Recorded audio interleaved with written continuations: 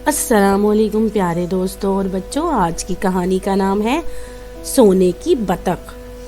ایک لکڑہارے کے 3 بیٹے تھے۔ وہ اپنے بیٹوں کے ساتھ جنگل کے کنارے ایک مکان میں رہتا تھا۔ لکڑہارا جب بوڑھا ہو گیا تو اس نے چاہا کہ اب اس کے بیٹے جنگل سے لکڑی کاٹ کر لائیں تاکہ گھر کا خرچہ چلتا رہے۔ لکڑہارے کے 2 بڑے بیٹے بہت ہی عقل مند اور ہوشیار تھے، مگر سب سے چھوٹا بیٹا بہت ہی احمق اور بے وقوف تھا، اور نہ ہی اس میں ہوشیاری تھی، جس کی وجہ سے لوگ اسے سمپلیٹن کہتے تھے۔ ایک دن بڑا بیٹا لکڑیاں کاٹنے جب جنگل جانے لگا تو اس کی ماں نے دوپہر کے کھانے کے لیے ایک کیک اور ایک بوتل شربت کی دی۔ جب وہ جنگل میں پہنچا تو اسے ایک چھوٹے قد کا آدمی ملا۔ اس آدمی نے کہا، بیٹا میں بھوکا ہوں اور پیاسا ہوں، مہربانی کر کے مجھے کچھ کھانے کو دو۔ بڑے بیٹے نے جواب دیا، بھاگو یہاں سے، اگر میں تمہیں اپنے کھانے اور پینے کی چیزیں دے دوں گا تو میں خود کیا کھاؤں گا۔ اس کے بعد وہ ایک درخت کو کاٹنے کے لیے کلہاڑی نکالنے لگا۔ تھوڑی دیر میں کلہاڑی پھسل کر اس کے ہاتھ پر لگی اور وہ اپنی کلائی پکڑ کر چیخا، ہائے میرا ہاتھ، ہائے میں مر گیا، کہتا ہوا گھر کی طرف دوڑتا تاکہ گھر جا کر مرہم پٹی کر سکے۔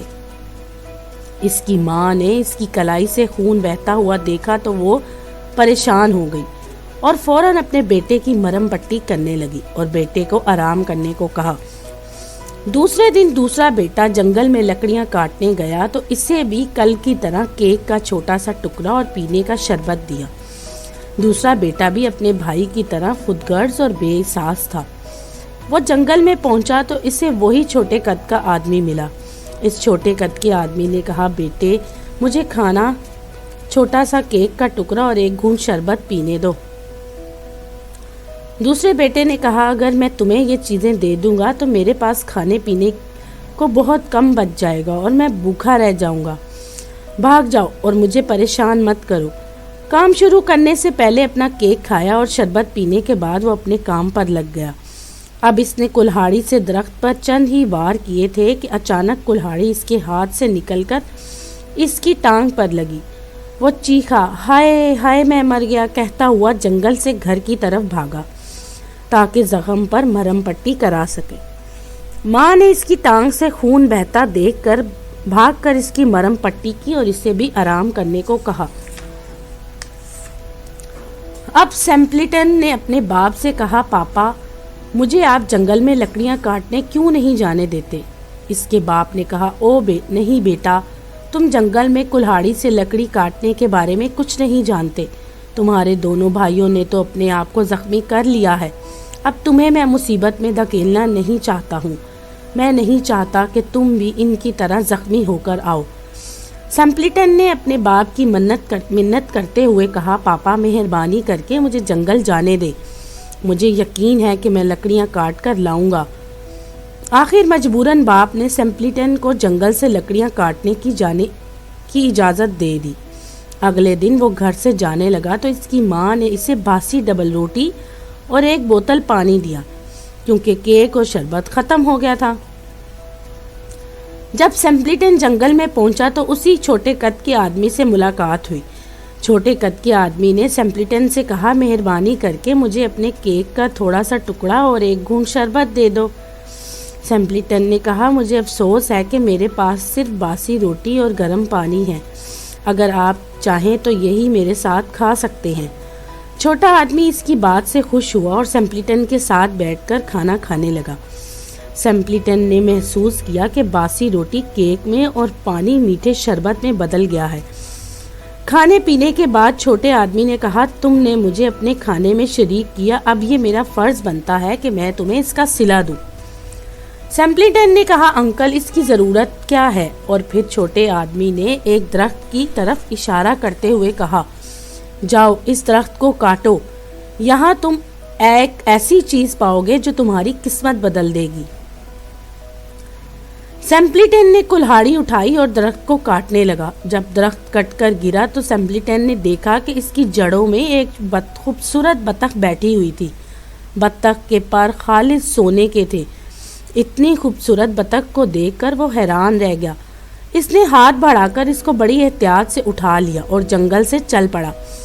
اب وہ گھر جانے کی بجائے شہر کی طرف چل پڑا۔ راستے میں اسے سرائے میں ٹھہرنا پڑا کیونکہ راستے میں ہی شام ہو گئی تھی اور شہر کے لیے اسے صبح جانا تھا۔ جب وہ سونے کے لیے بستر پر جانے لگا تو اس نے بطخ کو احتیاط سے بستر کے ساتھ بٹھا دیا اور خود مزے سے سو گیا۔ سرائے کے مالک کی 3 بیٹیاں تھیں۔ انہوں نے جب سونے کی بطخ دیکھی تو ہر ایک نے چاہا کہ سونے کا ایک پر اسے مل جائے، تو سب سے بڑی لڑکی گئی اور بطخ کا ایک پر نوچنے لگی۔ جیسے ہی اس نے بطخ کے پر کو چھوا تو اس کے ہاتھ پر کے ساتھ چپک گئے۔ اس نے بڑی کوشش کی مگر اپنا ہاتھ چھڑا نہ سکی۔ دوسری لڑکی نے جب اپنی بہن کو چھڑوانا چاہا تو وہ بھی چپک گئی۔ اب چھوٹی لڑکی آگے بڑھی، اس نے بھی اپنی بہن کو چھڑانے کی کوشش کی مگر وہ بھی اس کو ہاتھ لگاتے ہی اس کے ساتھ چپک گئی۔ صبح جب سمپلیٹن اٹھا تو اس نے بطخ کو بغل میں دبایا اور چل پڑا۔ تینوں لڑکیاں بھی اس کے پیچھے پیچھے چل پڑی۔ اس نے نہ ہی دیکھا اور نہ ہی محسوس کیا کہ کوئی اس کے پیچھے آ رہا ہے۔ راستے میں انہیں ایک پادری ملا۔ وہ سمجھا کہ یہ لڑکا شرارت کر کے بھاگ رہا ہے اور لڑکیاں اسے پکڑنا چاہتی ہیں۔ اس نے ایک لڑکی کا ہاتھ پکڑا تاکہ اسے روک سکے مگر وہ بھی چپک گیا۔ اب یہ چاروں اس کے پیچھے چل رہے تھے۔ جب وہ ایک گاؤں سے گزرے تو ایک آدمی حیران تھا کہ پادری لڑکیوں کے ساتھ جا رہا ہے۔ اس نے پادری کو جاتے ہوئے دیکھا تو کہا، آپ بھول مت جانا کہ آج آپ کو میرے بچوں کو دعا دینے آنا ہے۔ اس نے یہ کہتے ہوئے پادری کے کوٹ کے آستین پکڑی تو وہ چپک گیا۔ اب یہ پانچوں ساتھ ساتھ چلے جا رہے تھے۔ راستے میں 2 آدمی ملے۔ یہ دونوں کھیت میں کام کر رہے تھے۔ انہوں نے دیکھا کچھ لوگ ایک لڑکے کے پیچھے جا رہے ہیں تو ان دونوں نے سوچا کہ چل کر ان سے پوچھتے ہیں۔ انہوں نے سمپلیٹن کے پیچھے چلتے ہوئے آدمی سے روکنے کے لیے جیسے ہی ہاتھ لگانا چاہا وہ دونوں بھی اس آدمی کے ساتھ چپک گئے۔ اب 7 لوگ سمپلیٹن کے پیچھے چلے آ رہے تھے۔ اس کو پرواہ ہی نہیں تھی۔ وہ سونے کی بطخ کو بغل میں دبائے خوشی خوشی چلا جا رہا تھا۔ اسے یہ پتا نہیں تھا کہ وہ کہاں اور کیوں جا رہا ہے، بس وہ بطخ کو بغل میں دبائے بغیر سوچے چلا جا رہا تھا۔ پہاڑ، وادیاں، کھیت کھلیان کو پار کرتا جا رہا تھا۔ قصبوں اور گاؤں سے وہ گزرتے، وہاں لوگ کھڑے ہو کر انہیں حیرت سے دیکھتے۔ اس طرح چلتے ہوئے سارا دن گزر گیا اور شام ہونے لگی۔ اب ان کے سامنے ایک پہاڑ پر ایک خوبصورت محل بنا ہوا تھا۔ محل کو دیکھ کر اس نے کہا وہ اس محل میں جائے گا، تو وہ اس کی طرف چلا تو اس کے ساتھ چپکے ہوئے لوگ بھی اسی راہ پر چلنے لگے۔ اس محل میں بادشاہ رہتا تھا اور اس کی ایک پیاری سی لڑکی تھی۔ وہ لڑکی اتنی سنجیدہ رہتی تھی کہ وہ کبھی نہیں ہنسی۔ چونکہ شہزادی کبھی نہیں ہنستی تھی اس لیے ملک کے تمام لوگ دکھی اور سوگوار رہتے تھے۔ انہیں یہ دکھ تھا کہ شہزادی خوش نہیں ہے۔ بادشاہ کو شہزادی کے متعلق بہت پریشانی تھی۔ اس نے اعلان کر رکھا تھا کہ اگر کوئی شہزادی کو ہنسائے گا تو میں اس کے ساتھ شہزادی کی شادی کر دوں گا۔ جب سمپلیٹن محل پہنچا تو اسے لوگوں کے ذریعے یہ بات معلوم ہوئی۔ اس نے سوچا کہ مجھے بھی جا کر کوشش کرنی چاہیے، تو وہ محل کی طرف چلا۔ اتفاق سے شہزادی محل کی کھڑکی سے باہر کا نظارہ کر رہی تھی۔ اچانک شہزادی نے دیکھا تو اسے سمپلیٹن اور اس کی بطخ سے چپکے ہوئے لوگ نظر آئے۔ وہ یہ دیکھ کر ہنسی اور اتنی ہنسی آئی کہ رکنے کا نام نہیں لے رہی تھی۔ شہزادی کے کہکے سے پورا محل گونجنے لگا۔ شہزادی کی ہنسی سے وہ لوگ بھی آزاد ہو گئے جو بطخ سے چپکے ہوئے تھے۔ جیسے ہی ان لوگوں کا احساس ہوا تو وہ واپس اپنے اپنے گھروں کو چلے گئے۔ شہزادی کو ہنستا دیکھ کر تمام لوگ بھی بہت خوش ہوئے۔ جب یہ خبر بادشاہ کو پتہ چلی تو وہ بھی بہت خوش ہوا۔ بادشاہ نے کہا جس نے میری بیٹی کو ہنسایا اسے فوراً حاضر کیا جائے۔ سمپلیٹن کو بلایا گیا تو وہ اب بھی ہر چیز سے باخبر بطخ کو بغل میں دبائے چلتا گیا اور بادشاہ کے سامنے جا کھڑا ہوا۔ اس نے بادشاہ سے کہا کہ آپ وعدہ پورا کریں اور مجھے شہزادہ بنا کر شہزادی کی مجھ سے شادی کر دیں۔ بادشاہ نے جب دیکھا کہ شہزادی کو ہنسانے والا ایک معمولی لکڑہارا اور بے وقوف سا لڑکا ہے تو اس نے بہانے بنانے شروع کر دیے۔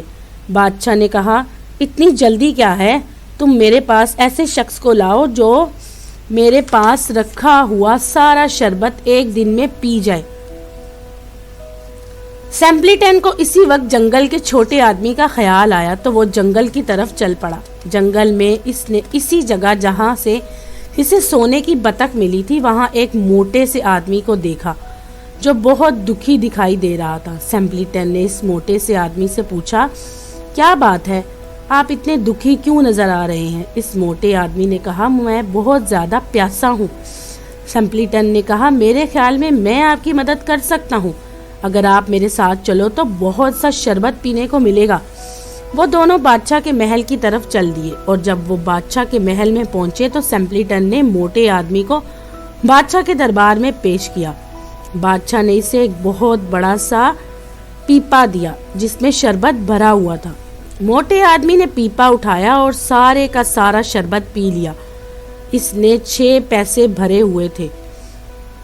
یہ اتنا شربت تھا کہ اگر 100 آدمی بھی پیئیں تو پھر بھی بچ جائے۔ بادشاہ نے حیرت سے اس موٹے آدمی کو دیکھا اور وہ بہت حیران ہوا کہ اس نے سارا شربت پی لیا اور پھر بھی اور شربت مانگ رہا ہے۔ بادشاہ نے اس موٹے آدمی کو کہا، اب تم جاؤ کیونکہ اب کوئی شربت پینے کو نہیں ہے۔ وہ آدمی چلا گیا۔ سیمپلیٹن نے بادشاہ کو کہا، اب آپ میری دلہن مجھے دے دیں۔ بادشاہ اب بھی اس بیوقوف لڑکے سے اپنی شہزادی کی شادی نہیں کرنا چاہتا تھا۔ بادشاہ نے کہا، نہیں، ابھی نہیں، تم کوئی ایسا آدمی لاؤ جو ایک ہی دن میں پہاڑ کے برابر روٹیاں کھا سکے۔ سیمپلیٹن نے ایک لمحہ بھی ضائع نہیں کیا اور وہ دوبارہ جنگل میں اسی جگہ گیا جہاں وہ سونے کی بطخ لایا تھا۔ یہاں اس نے اسی جگہ دیکھا کہ ایک آدمی بھوک کی شکایت کر رہا تھا۔ سیمپلیٹن نے اس سے پوچھا، کیا ہوا بھائی؟ اس نے کہا، بھیا میں بہت دن سے بھوکا ہوں۔ سیمپلیٹن نے بھوکے سے کہا، میں تمہاری مدد کر سکتا ہوں۔ یہ دونوں محل کی طرف چل پڑے۔ محل میں پہنچنے کے بعد اس نے بادشاہ سلامت سے عرض کی، میں اس آدمی کو لے کر آیا ہوں، آپ اسے روٹیاں دیں۔ بادشاہ نے روٹیوں کا پہاڑ اس کو دے دیا۔ بھوکے آدمی نے کھڑے کھڑے کھانا شروع کر دیا۔ وہ اتنی تیزی سے روٹیاں کھا رہا تھا کہ لوگ اسے دیکھنے آ گئے۔ یہ دیکھ کر لوگ حیران ہو گئے کہ آدمی اتنی روٹیاں کیسے کھا رہا ہے۔ سورج ڈوبنے تک اس نے ساری کی ساری روٹیاں کھا لی۔ پھر اس نے سیمپلیٹن کی طرف دیکھا اور شکریہ ادا کرتا ہوا دربار سے چلا گیا۔ سیمپلیٹن نے ایک مرتبہ پھر بادشاہ کے پاس گیا اور کہا، مجھے میری دلہن دے دیں۔ بادشاہ نے اس مرتبہ پھر انکار کر دیا اور کہا، میں اپنی شہزادی کی شادی اس وقت تک کروں گا جب تم مجھے ایسا جہاز پیش کرو گے جو خشکی اور پانی دونوں جگہ پر چل سکتا ہو۔ سیمپلیٹن تیسری بار جنگل کی طرف چل دیا۔ اس مرتبہ اس چھوٹے سے آدمی سے ملا جس نے اس کے ساتھ کھانا کھایا۔ اس نے چھوٹے آدمی کو بادشاہ کی شرط بتائی۔ چھوٹے آدمی نے کہا، میں نے تمہارے لیے شربت پیا اور روٹیاں کھائیں، اب میں تمہیں جہاز بھی دوں گا کیونکہ تم میرے ساتھ بہت مہربانی سے پیش آئے تھے۔ اس نے سیمپلیٹن کو ایک خوبصورت جہاز دیا جس کے اگلے سرے پر سنہری بطخ بنی ہوئی تھی۔ سیمپلیٹن اسی جہاز میں چڑھ گیا اور جہاز کو خشکی پر چلاتا ہوا محل کے پاس پہنچ گیا۔ بادشاہ نے اتنا خوبصورت جہاز دیکھ کر کہا، تم نے میری ساری شرطیں پوری کر دی ہیں، اس لیے اب میں تمہاری شادی شہزادی سے ضرور کروں گا۔ اسی وقت بادشاہ کے حکم سے سیمپلیٹن کے سر پر شہزادوں والا تاج رکھا گیا۔